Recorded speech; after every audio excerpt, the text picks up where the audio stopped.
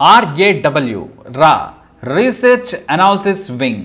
రా దేశం కోసం ఎన్నో సక్సెస్ఫుల్ ఆపరేషన్స్ చేసింది, కానీ వాటి పూర్తి సమాచారం ఎక్కడా దొరకదు. కానీ కాలం గడిచాక ఆయా అధికారులు ఇంటర్వ్యూల్లోనో లేదంటే పుస్తకాల్లోనో రాస్తే తప్ప అవి మాత్రం బయటకు రావు. ఎందుకంటే ఇది దేశంలో ఉన్న ముఖ్యమైన టాప్ స్పై ఏజెన్సీ కాబట్టి. విదేశీ విద్రోహాల విషయంలో పనిచేసే ఏకైక స్పై ఏజెన్సీ రా. పాకిస్తాన్ ISI మాదిరిగా చిల్లర పనులు చేయదు. అసలు ఆ దేశ స్పై ఏజెన్సీ పేరుకే కానీ తీవ్రవాదులను తయారు చేసేందుకే ఎక్కువగా పనిచేస్తుంది. అది వేరే విషయం అనుకోండి. కానీ మన రా మాత్రం ఏ పని చేసినా చెప్పుకోదు, పక్కడ్బందీగా పని చేసుకొని తిరిగి వస్తుంది. ఇక మన రా ఆపరేషన్స్ టాప్ 10 ఇప్పుడు మనం తెలుసుకుందాం. 1. ఖలిస్తాన్ ఉద్యమం పంజాబ్లో కేంద్రాన్నే కాదు దేశం మొత్తాన్ని చిరాకు పెట్టేది.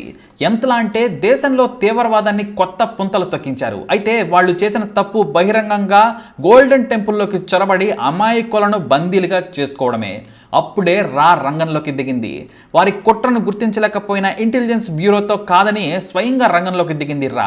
నేటి జాతీయ భద్రతా సలహాదారు అజిత్ దోవల్ రిక్షా కార్మికుడిగా రిక్షా తొక్కుకుంటూ తచ్చాడి మెల్లిగా పాకిస్తాన్ పాస్పోర్టు బొడ్లో గన్నుతో యాక్షన్ సీన్లోకి దిగిపోయారు. తాను పాకిస్తాన్ స్పైనని పాస్పోర్ట్ చూపించి దోస్తీ చేశారు. తీవ్రవాదులు అతన్ని నమ్మి గోల్డెన్ టెంపుల్లోకి తీసుకువెళ్లారు. ఇక ఆయన లోపల పరిస్థితిని సమీక్షించడమే కాదు, వారితో మాట్లాడి వారి నాయకుడు మూలాలు అన్నీ తెలుసుకున్నారు.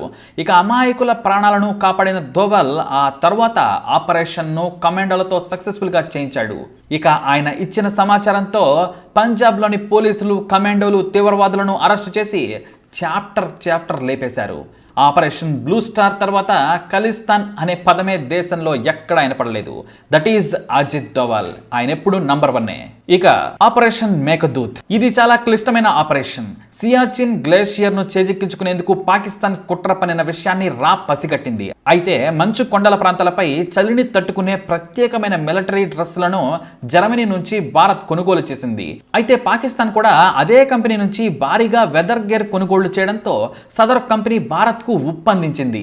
దీంతో రంగంలోకి దిగిన రా పాకిస్తాన్ ఆర్మీకి చెందిన ఫోన్ కాల్స్ ను ఇంటర్సెప్ట్ చేసింది. ఇంకేముంది, పాక్ కుట్రలను భగ్నం చేస్తూ మన వాళ్లే ముందు వెళ్లి సియాచిన్ పై జెండా పాతారు. దొంగ దెబ్బతీయాలని నక్కిన పాక్ ఆర్మీని కుక్కలను చంపినట్లు చంపేశారు మన జవాన్లు. ఈ ఆపరేషన్ మోస్ట్ క్రిటికల్ ప్లాన్ అంటారు రా అధికారులు. మొత్తానికి ఆపరేషన్ మేఘదూత్లో మనం ఒక ఆఫీసర్ని కోల్పోయాం, కానీ ఆపరేషన్ ని సక్సెస్ చేయగలిగింది మన రా అలాగే ఇండియన్ ఆర్మీ. ఇక రాజీవ్ గాంధీ హయాంలో భారత్ తన చుట్టూ ఉన్న దేశాలను గ్రిప్లో పెట్టుకున్నారు. ఎంతలా అంటే భారత్ నుంచి ఫోన్ చేసి ఏ నిర్ణయం చెప్పినా సరే శ్రీలంక నుంచి నేపాల్ వరకు జీ హుజూర్ అంటే వణుక్కుంటూ పనిచేసేవి. 1988లో people's liberation organisation for Tamil ఏలంకు చెందిన 200 మంది తీవ్రవాదులు మాల్దీవుల ప్రభుత్వాన్ని కూల్చేందుకు మారణ హోమాన్ని సృష్టించేందుకు దిగింది. దీంతో మాల్దీవుల ప్రభుత్వం గజ వణికిపోయింది. తమను వారి నుంచి కాపాడాలని కోరడంతో భారత్ కు చెందిన బ్లాక్ క్యాట్ కమాండోస్ పారాఫోర్స్ రంగంలోకి దిగింది. వాళ్లకు రా పూర్తి సమాచారాన్ని అందించి ఆపరేషన్ చేసే బాధ్యతను తీసుకుంది. వారందరికీ Indian air force backup support ఇచ్చింది. 3 రోజుల్లో వారందరినీ చంపి వెనక్కి వచ్చేసాయి మన దళాలు. దీనికి ఆపరేషన్ క్యాక్టస్ అనే పేరు పెట్టింది రా. ఇక 4. మయన్మార్లో భారత్ చేపట్టిన ఆపరేషన్ లీచ్ రా పవర్ని ప్రపంచానికి చాటింది. నాటి ప్రభుత్వానికి అక్కడ రెబల్స్ నిద్ర లేకుండా చేశారు.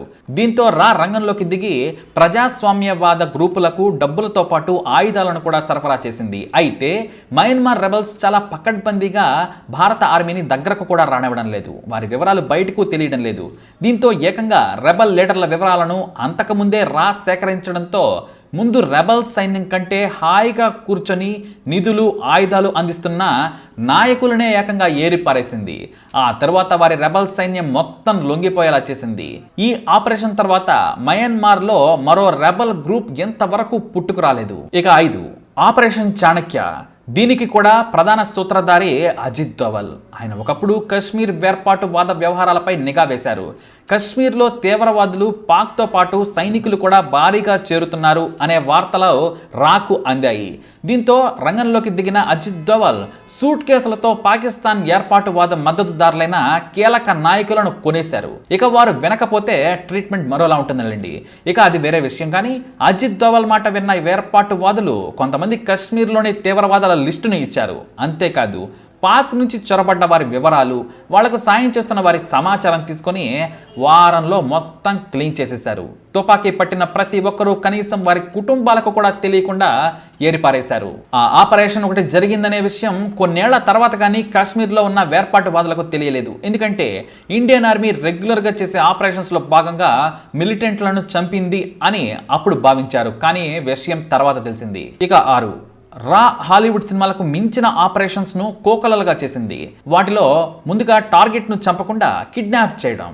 ఇలా ఢిల్లీ, ముంబై సెంటర్స్లోనే కాదు, కాశ్మీర్లో కూడా దాదాపు 500 మందికి పైగా తీవ్రవాదులకు సమాచారం ఇచ్చి సాయం చేసే వారిని ఎత్తుకు రావటం, మొత్తం సమాచారం తీసుకొని అరెస్ట్ చేసి లోపలేయడం, తేడా వస్తే టార్గెట్ను ఫినిష్ చేయడం, ఇలాంటివి ఎన్నో చేసింది. ఇందులో యాసిన్ బక్తల్ నుంచి షేక్ అబ్దుల్ క్వాజా వరకు ఎంతో మంది టెర్రరిస్టులు ఉన్నారు. జనావాసాల్లో ఉండి తీవ్రవాద పనులు చేసే వాళ్ళు తమను ఎవ్వరూ చూడడం లేదనుకుంటారు. కానీ వారికి పూలు, పండ్లు, కూరగాయలు అమ్మే వాళ్ళలోనే రా అధికారులు ఉంటారన్న విషయం గుర్తుపెట్టుకోవాలి. ఇక 7 ఆపరేషన్ స్మైలింగ్ బుద్ధ. మన న్యూక్లియర్ ప్రోగ్రామ్ ను విజయవంతంగా చేసిన ఆపరేషన్ ఇది. అయితే అమెరికా CIA కూడా పసిగట్టకుండా రా అన్ని ఏర్పాట్లు చేసింది. సైంటిస్టులను కూడా చాలా చాకచక్యంగా పోఖ్రాన్ తరలించి ఆ ఆపరేషన్ సక్సెస్ అయ్యేలా చేసింది. కోడిగుడ్లు సప్లై చేసే వ్యాన్లో న్యూక్లియర్ పదార్థాలను తీసుకెళ్లడం రా ఆపరేషన్లో కీలక భాగం. దానికి ముందు వెనకాల కమాండోలు సాధారణ పౌరుల్లా బైకుల మీద, కార్లు, వ్యాన్లలో కాపలా కాస్తూ తీసుకువెళ్తూ ఉన్నారు. ఆపరేషన్ జరిగి భారత ప్రభుత్వం ప్రకటించే వరకు కూడా ప్రపంచానికి ఈ విషయం తెలియలేదు. 15 కిలోల టన్నుల న్యూక్లియర్ పదార్థాలను పేల్చినా కూడా ఏ దేశం పసిగట్టలేకపోయింది. దట్ ఈజ్ రా. 8 ఆపరేషన్ కహూటా.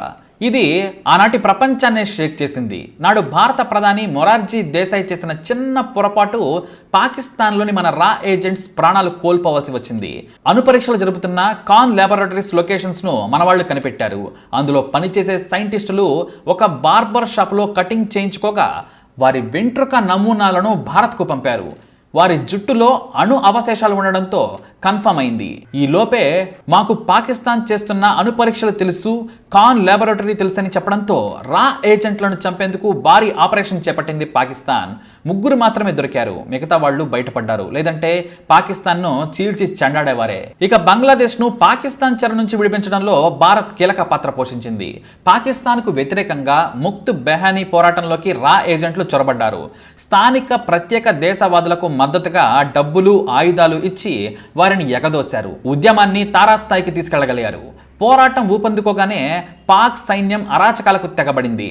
దీంతో ఇండియన్ ఆర్మీ ఎంటర్ కావడంతో ఒక్క రోజులోనే పాకిస్తాన్ పారిపోయింది. బంగ్లాదేశ్ కు స్వతంత్రం వచ్చింది. ఇందులో రా పాత్ర చాలా కీలకమైంది.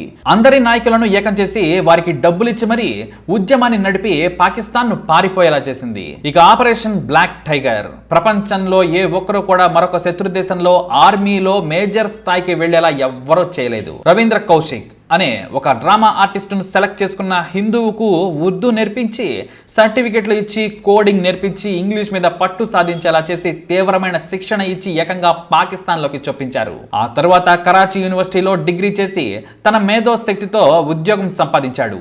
మేజర్ స్థాయికి ఎదిగి భారత ఆర్మీకి అన్ని వివరాలు అందించాడు. అయితే ఒక జూనియర్ చేసిన పనికి మాలిన పనికి అతను బలి కావాల్సి వచ్చింది. కానీ ఏనాడు కూడా తాను భారతీయుడినని చెప్పుకోలేదు. అయినా సరే చిత్రహింస భరించి జైలు శిక్ష అనుభవించి అనారోగ్యంతో పాక్ జైల్లోనే కన్నుమూశాడు. ఇలాంటి దేశభక్తి ఉన్నవారు ఉండరు, మరొకరు పుట్టరు కూడా. ఇలా మనకు తెలియని ఇంకా ఎన్నో ఆపరేషన్స్ చేస్తున్న మన స్పై ఏజెన్సీ దేశ సేవలో తరిస్తోంది. మన కోసం ఎంతో మంది వీరులు ప్రాణాలు కూడా త్యాగం చేస్తూ ఉన్నారు. మరి వారందరికీ తప్పకుండా సెల్యూట్ చేద్దాం. జై హింద్.